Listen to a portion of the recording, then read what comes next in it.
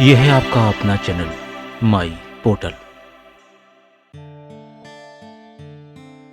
राष्ट्रीय उपलब्धि सर्वे के अंतर्गत पर्यावरण के भाग 2 में आप सभी शिक्षक साथियों का बहुत बहुत स्वागत है। साथियों, कक्षा शिक्षण में जो बातें उपयोगी होती हैं उनको हम लेकर आते हैं अपने वीडियो में। इन बिंदुओं को बहुत ज़्यादा स्पष्ट करने के लिए हमने पुनः आमंत्रित किया है डाइट से श्री राम गोपाल रैकवार जी को, और वो आपको सरल भाषा में बताएंगे आखिर पर्यावरण के भाग 2 में लर्निंग आउटकम्स क्या है और इसको आप कैसे कक्षा शिक्षण में बच्चों तक पहुंचा सकते हैं। तो चलिए देर न करते हुए जल्दी से शुरू करते हैं और आपको मिलवाते हैं श्री रैकवार जी से। साथियों नमस्कार। पिछले वीडियो में हमने प्रतिफल क्या है और कक्षा 3 के पर्यावरण के प्रतिफल को हम पाठ वस्तु से कैसे जोड़ें और किन गतिविधियों के माध्यम से उनका विकास करें, इस पर चर्चा की थी। आज हम पर्यावरण विषय पर ही कक्षा 5 के सीखने के प्रतिफल और उसकी पाठ वस्तु से मैपिंग या मिलान के बारे में बात करने जा रहे हैं। आप इस सामग्री को वीडियो के डिस्क्रिप्शन बॉक्स से डाउनलोड करके इस्तेमाल कर सकते हैं। तो आइए हम बात करते हैं कक्षा 5 पर्यावरण विषय के सीखने के प्रतिफल और उससे जुड़ी हुई पाठ सामग्री पर। जैसा कि कक्षा 3 में भी बताया था कि परिवेश जो है वह हमारे चारों ओर फैला जो वातावरण है वह हमारे पर्यावरण को बताता है। विषय में यह जानना जरूरी है कि पर्यावरण न केवल हमारी पाठ वस्तु से बल्कि हमारे आसपास जो भी चीज़ें हैं उससे समझा जा सकता है। इसलिए पर्यावरण एक ऐसा विषय है जो न केवल कक्षा के भीतर बल्कि कक्षा के बाहर भी उससे संबंधित ज्ञान का सृजन बच्चे कर सकते हैं। तो इस बात पर विशेष ध्यान दिया जाना आवश्यक है कि जब भी हम पर्यावरण विषय का अध्ययन करते हैं तो बच्चों को प्रेरित करें कि वो अपने आसपास की चीज़ों को ध्यान से देखें और समझें। बच्चों को उनके अनुभव से जोड़ें और उन अनुभवों को साझा करें बातचीत के माध्यम से समूह में। तो निश्चित रूप से ये जो भी सीखने के प्रतिफल हैं उनको हम आसानी से प्राप्त कर सकते हैं। जैसा कि पहला प्रतिफल है, पशु पक्षियों की अति संवेदी इंद्रियों और असाधारण लक्षणों के आधार पर ध्वनि और भोजन के प्रति उनकी प्रतिक्रिया की व्याख्या करते हैं। ये बच्चे जानते हैं कि कुछ पशु पक्षियों में विशेष गुण होते हैं, जैसे चील को बहुत ऊंचाई से दिखाई देता है या उल्लू को रात में दिखाई देता है। कुछ ऐसे पशु पक्षी हैं जिनकी गंध की शक्ति बहुत तेज होती है और वो गंध के आधार पर अपने शिकार को पहचान कर लेते हैं, या कुछ आवाज़ें सुन कर के भी पशु पक्षी जो हैं वो अपने भोजन के प्रति आकर्षित हो जाते हैं। पाठ 1 में कैसे पहचाना चींटी ने दोस्त को, हमारे पर्यावरण की पुस्तक आसपास में पहला पाठ है, कैसे पहचाना चींटी ने दोस्त को। इसमें बताया गया कि चींटियाँ किस तरह गंध के आधार पर जो भी भोजन सामग्री होती है उस तक पहुँच जाती हैं। साथ ही वो अपने दूसरे साथी चींटियों को भी अवगत करा देती हैं रासायनिक संकेतों के माध्यम से। आपने देखा हो कहीं भी मिठाई का डिब्बा रखा हो, कितनी ऊंचाई पर रखा हो, पर उसकी गंध अगर निकल रही है तो उससे आकर्षित होकर चींटियां उस तक पहुंच जाती हैं। इस तरह विभिन्न जीव जंतुओं में, पशु पक्षियों में किसी में गंध की शक्ति अधिक होती है, किसी में देखने की शक्ति अलग होती है, किसी में सुनने की शक्ति अलग होती है। जैसा कि आप जानते हैं कि हमारे जो आसपास पालतू पशु हैं, कुत्ता, उसकी सूंघने की शक्ति बहुत तेज होती है और सुनने की शक्ति भी बहुत तेज होती है। ऐसे ही अन्य प्राणी हैं, जैसे चील के बारे में बताया, उसकी देखने की शक्ति है। चील है, गिद्ध है, बाज हैं, ये जो शिकारी पक्षी हैं वो बहुत ऊंचाई से अपने शिकार को देख लेते हैं।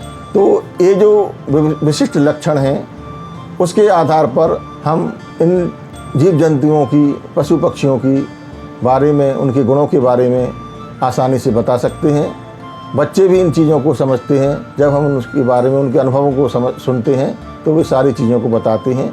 तो इस पाठ के माध्यम से कैसे पहचाना चींटी ने दोस्त को, हम विभिन्न पशु पक्षियों की जो असाधारण लक्षण हैं या उनकी अति संवेदी इंद्रियां हैं, चाहे वो आँख से संबंधित हो, कान से संबंधित हो, नाक से संबंधित हो, या त्वचा से संबंधित हो, या स्वाद से संबंधित हो, मुँह से, ये सारी जो हमारी ज्ञानेंद्रियां हैं, संवेदी इंद्रियां हैं, उसी तरह पशु पक्षियों में भी होती हैं और उनमें कुछ ना कुछ विशिष्टताएं होती हैं, उनको पहचानते हैं।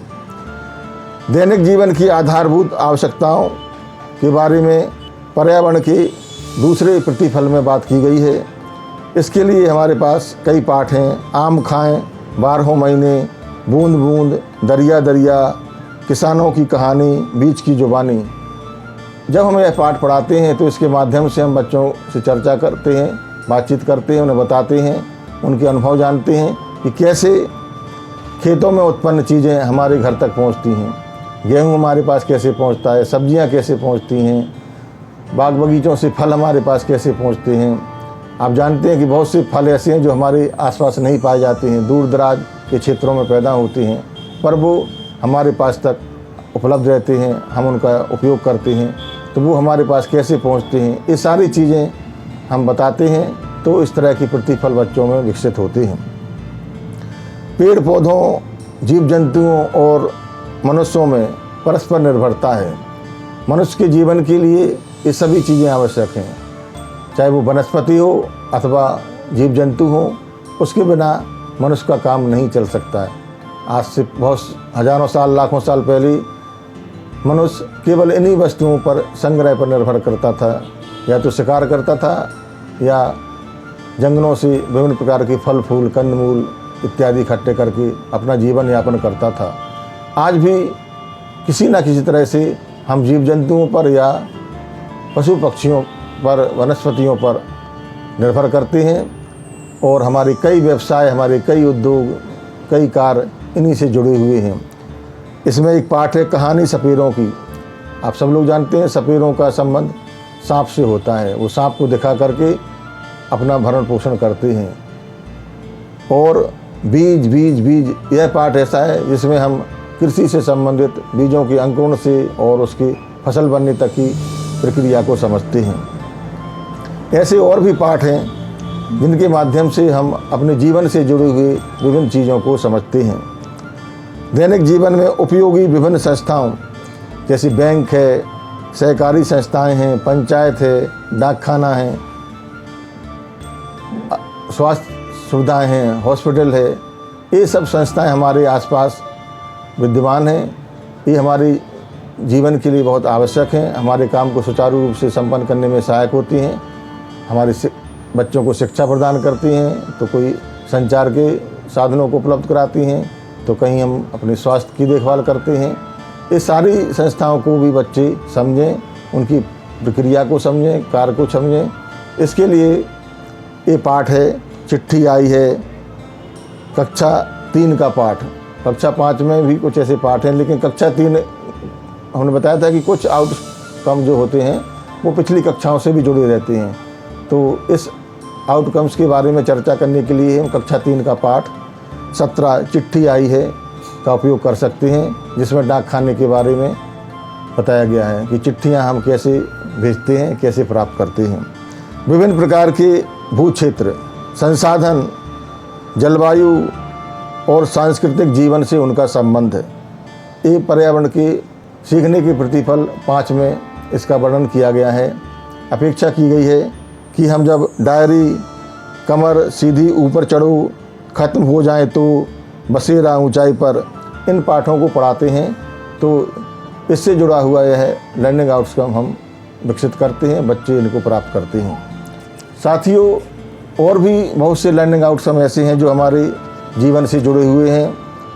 ख़ासतौर पर 507 क्रमांक का लर्निंग आउटकम है, जिसमें हम यह जानते हैं कि वर्तमान और अतीत में हमारी आदतें, पद्धतियाँ, प्रथाओं और तकनीक में क्या अंतर आए हैं।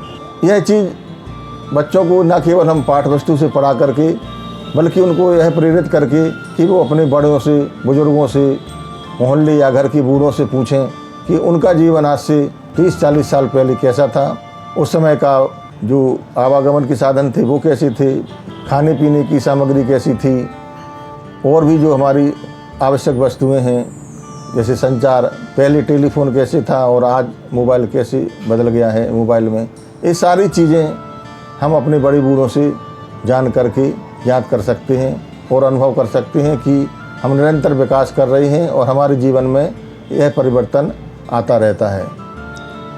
परिघटनाओं और स्थितियों का और गुणों का अनुमान लगाते हैं। हमारे जीवन में कई तरह की परिघटनाएं होती हैं, वो कैसे होती हैं, उनके होने का क्या कारण है, उसके क्या प्रभाव पड़ते हैं, उनके क्या गुण हैं, ये सारी चीज़ें लर्निंग आउटकम 508 में दी गई हैं। और पाठ 5, पाठ 7, पाठ 12, पाठ 15 के माध्यम से हम इसे प्राप्त कर सकते हैं। अवलोकनों, अनुभवों और जानकारियों को एक व्यवस्थित क्रम में रिकॉर्ड करते हैं। हमारे पास जो भी आंकड़े होते हैं विभिन्न चीज़ों से संबंधित, उनको प्रदर्शित करने के लिए हमें कुछ चीज़ों की आवश्यकता पड़ती है। सारणी है, तालिका है या ग्राफ है। इनके माध्यम से हम विभिन्न प्रकार के आंकड़ों का प्रदर्शन कर सकते हैं, जिससे हम देखते ही समझ जाते हैं कि वो आंकड़े किस तरह के हैं और उससे संबंधित कौन कौन सी चीज़ों को व्यक्त कर रहा है। बच्चे विभिन्न प्रकार के ग्राफ बनाते हैं, डंडारेख है, चक्रारेख है। इसके माध्यम से बच्चे आंकड़ों को प्रदर्शित करते हैं और जब भी ये आरेख उसको देखने को मिलते हैं वह उससे जुड़ी जानकारी को समझ जाता है। संकेतों, दिशाओं, विभिन्न वस्तुओं की स्थितियों, इलाकों की भूमि चिन्हों और भ्रमण किए गए स्थलों को मानचित्र में पहचानते हैं। यह जो लर्निंग आउटकम है जिसका क्रमांक 510 है, वह हमारे मानचित्रों से, नक्शों से जुड़ा हुआ है। पर्यावरण में हम बहुत सी चीज़ों को जो हमारे आस पास हैं उनको हम विभिन्न प्रकार के मानचित्रों में प्रदर्शित करते हैं। जैसे जिले का नक्शा है, राज्य का नक्शा है, देश का नक्शा है, विश्व का नक्शा है। इन चीज़ों में पर्यावरण की अधिकांश जानकारी को हम इन नक्शों के माध्यम से प्रदर्शित करते हैं। और इन वस्तुओं को प्रदर्शित करने के लिए कुछ खास चिन्ह होते हैं जिन्हें हम रूढ़ि चिन्ह कहते हैं। उनके माध्यम से हम विभिन्न वस्तुओं का उत्पादन का, वितरण का प्रदर्शन करते हैं। वो कहाँ उत्पन्न होती हैं, कौन कौन से क्षेत्रों में पाई जाती हैं, ये सारी चीज़ें, पर्यावरण से जुड़ी बहुत सी सारी चीज़ें हम विभिन्न प्रकार के मानचित्रों से प्रदर्शित करते हैं। खासतौर पर अपेक्षा करते हैं कि बच्चे अपने ज़िले और प्रदेश के मानचित्र को अच्छी तरह समझें और विभिन्न वस्तुओं के वितरण को भी समझें। इसके लिए बोलती इमारतें, सुनीता अंतरिक्ष में, मध्य प्रदेश एवं उसकी संपदा, पाठ 10, 11 और 23 से लर्निंग आउटकम अच्छी तरह प्राप्त किया जा सकता है। कई बार हमारे आसपास जो पुरानी इमारतें होती हैं, खंडहर होते हैं, पुराने सिक्के होते हैं, कुछ शिलालेख होते हैं, शैलचित्र होते हैं, उनके माध्यम से भी हम अपने प्राचीन इतिहास को समझ सकते हैं कि आज से हजारों साल पहले हमारा कोई क्षेत्र कैसे क्या था, कौन से नगर थे, कैसी इमारतें थीं, और अब वो खंडहर या वो सिक्के किस समय के हैं। ये सारी चीज़ें हम अपने आसपास का भ्रमण करके या संग्रहालय में जा कर के उसके संदर्भ में विभिन्न प्रकार के संदर्भ ग्रंथ पढ़ के, पुस्तकें पढ़ करके, यात्रा वर्णन पढ़ के, स्वयं यात्रा करके जान सकते हैं। एक जो महत्वपूर्ण प्रतिफल है वह है 512।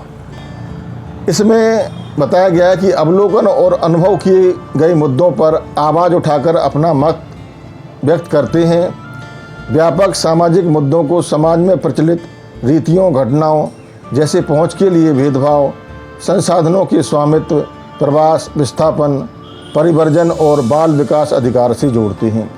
ये बहुत ही महत्वपूर्ण प्रतिफल है जिसमें अपेक्षा की जाती है कि बच्चे न केवल अपने परिवेश के बारे में जानें बल्कि अपने अधिकारों और दूसरों के अधिकारों को भी समझें।